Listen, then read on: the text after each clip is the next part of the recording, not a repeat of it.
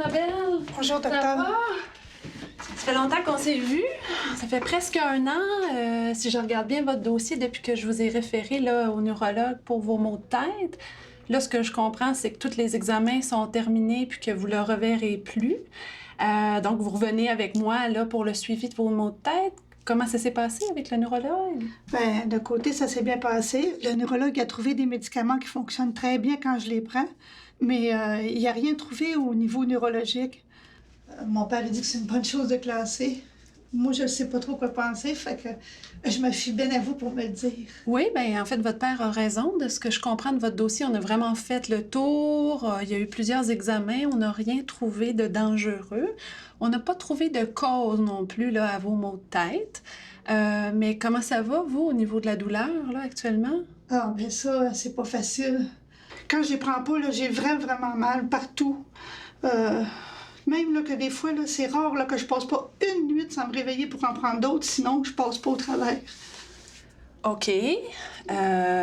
Puis là, est-ce que c'est encore... quand on s'était vu il y a un an, votre père était très présent parce que quand vous aviez des maux de tête, vous aviez de la difficulté à faire plusieurs choses. Est-ce que c'est encore votre père qui vous soutient là actuellement? Ah oui, il y a une chance qu'il est là. J'y arriverais pas sans lui. Il vieillit puis il trouve ça bien difficile quand j'ai mal. Il est pas mal plus actif que moi, mais il doit rester avec moi puis m'endurer. Je le comprends, mais quand j'ai une crise, là, je me vois pas être toute seule. Une chance qu'il est là, docteur. OK. Mais à part votre père, là, avez-vous de la famille, des amis, des collègues qui peuvent vous donner un coup de main? Ma soeur est à l'extérieur de la ville, puis elle trouve ça bien épouvantable ce que je fais vivre à mon père. Je me sens pas mal toute seule au monde sans lui. Je suis pas fière de moi, mais quand j'ai une crise, là, on dirait que tout est pire. J'ai plus de job, plus de collègues. J'ai juste des remords. Puis là, ça se met à tourner dans ma tête sans arrêt. Puis plus que je pense, plus que les douleurs augmentent. C'est comme si mes os y allaient éclater. Une chance que les médicaments sont là. Ça me fait de la peine d'entendre ça. On dirait vraiment que votre situation même s'est dégradée dans la dernière année depuis qu'on s'est vus. Mais vous rendez-vous compte de la quantité de narcotiques que vous prenez? Vous prenez du MS long 90 mg 2 fois par jour, plus du Statex 20 mg aux 4 heures. C'est quand même des grosses quantités là, de narcotiques, ça, Madame Abel. Moi, mais le neurologue n'avait pas le choix de me les augmenter, là. J'avais toujours aussi mal, sinon plus. Puis même là, que j'arrive au bout, là, quelques jours avant la fin du renouvellement. Ah oui? OK. Écoutez, Madame Abel, je vais vous présenter certains éléments, là, puis vous allez me dire si ça ressemble à votre situation actuelle, OK? OK. Vous m'aviez dit que vous aviez des problèmes à dormir? Oui, c'est ça. OK. En plus des problèmes à dormir, peut-être même que vous ronflez, vous vous réveillez le matin puis vous avez l'impression d'avoir eu un sommeil qui n'est pas réparateur, vous restez toute la journée avec comme un petit voile, là, comme si vos pensées n'étaient pas claires. Même chose pour votre humeur, vous avez l'impression que vous n'êtes jamais tout à fait bien, qu'il y a toujours un petit nuage noir au-dessus de votre tête, vous êtes constipé, puis tranquillement, les choses se sont mises à tourner de plus en plus autour de vos médicaments. Vous avez peur d'en manquer, vous vous chicanez avec le pharmacien des fois, comme vous m'avez dit pour les renouvellements. Puis, ben, de plus en plus, vous vous êtes retrouvés isolés, moins de gens autour de vous, de plus en plus dépendante de votre père. Oui, mon Dieu, comment vous avez fait? Mais comment j'ai fait, Madame Abel, c'est que malheureusement, j'en ai plusieurs patients comme vous. Puis aux doses que vous prenez, là, ben votre corps commence à être dépendant. Puis ça, ce que ça veut dire, c'est que quand il n'y a plus de médicaments dans votre sang, ben là, la douleur revient. C'est comme c'est un symptôme de sevrage, dans les faits. Puis un des principaux symptômes de sevrage, c'est de la douleur. On a même un nom pour ça. Ça s'appelle la douleur rebond. Ouais, mais là, moi, je comprends pas. J'ai vraiment besoin de médicaments pour fonctionner. Oui, vous avez raison. Maintenant, vous vous en êtes rendu que votre corps est dépendant à ça.